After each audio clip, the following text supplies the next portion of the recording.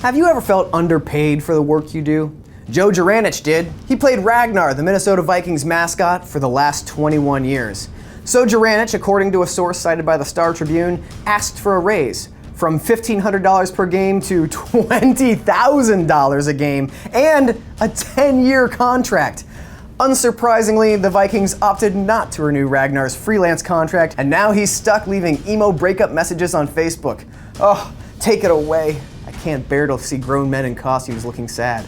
It's why I skipped the premiere of The Phantom Menace. Now, by all accounts, Ragnar was a good mascot, though he wasn't the Vikings' official mascot. That would be this dead-eyed Hulk Hogan cartoon. Ragnar was well liked by fans, except for the ones who called him Fagnar, of course.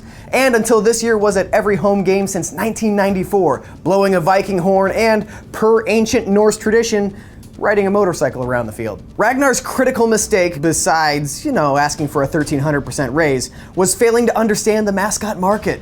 8 home games and 2 preseason games at his asking price would have put his yearly salary at $200,000, plus more if the Vikings hosted a playoff game. Hey, a lot can happen in 10 years.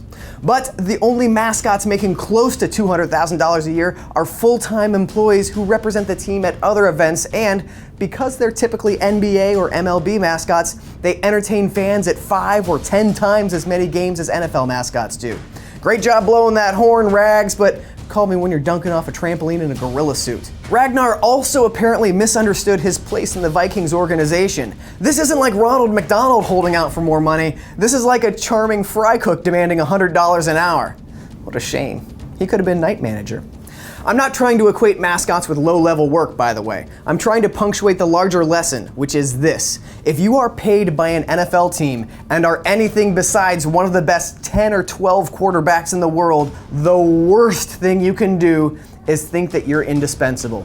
Cam Chancellor found that out this week when he returned from his holdout without the Seahawks budging on his contract, and it remains true for almost every human connected to the NFL in any way. People like cheerleaders who can accrue fines that exceed their meager pay and are fighting protracted legal battles just to make minimum wage. Go ahead and quit, goes the thinking. There's a line of women out the door who want the privilege of being paid 1/10 of what wasn't enough for Ragnar, which is ridiculous because cheerleaders actually practice and do crunches and stuff. Or how about referees? The only people who actually know the NFL's Byzantine rulebook.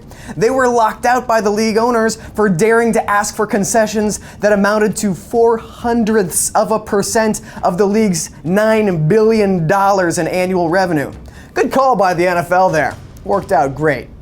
And of course, the players. They're merely the miracles of evolution whose superhuman speed and strength makes the game unique. The league locked them out in 2011 because the 32 owners, each of them already billionaires, wanted more of the revenue provided by the league's 1,600 players. Apparently, the players getting 57% of the revenue was too much for the owners to bear. And thanks to a relatively weak players' union, the owners finally got that bigger piece of the pie they so richly deserved. Hey, it's hard work threatening to relocate the team unless the city builds a stadium they don't need to replace a perfectly functional stadium. I mean, sure, the owners could build stadiums with their own money, but why bother when they can bilk their city for tax dollars? F schools and roads and hospitals. I want a stadium with more luxury boxes.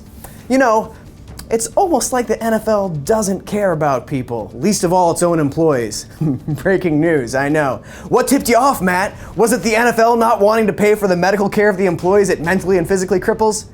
Yeah, that was one of the clues. The message is clear. No one is essential to the NFL. Not Ragnar, not Cam Chancellor, not you or me. Sure, you can stop being a fan, but there's already an entire generation of kids who are already hooked on fantasy football. If I quit this job, I will be replaced by someone else who wants to talk about the NFL.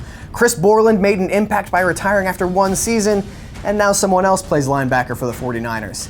And eventually, someday, we'll get rid of this 200-pound jar of mayonnaise, and the owners will replace him with another suit who cares more about the bottom line than the game he supposedly watches over.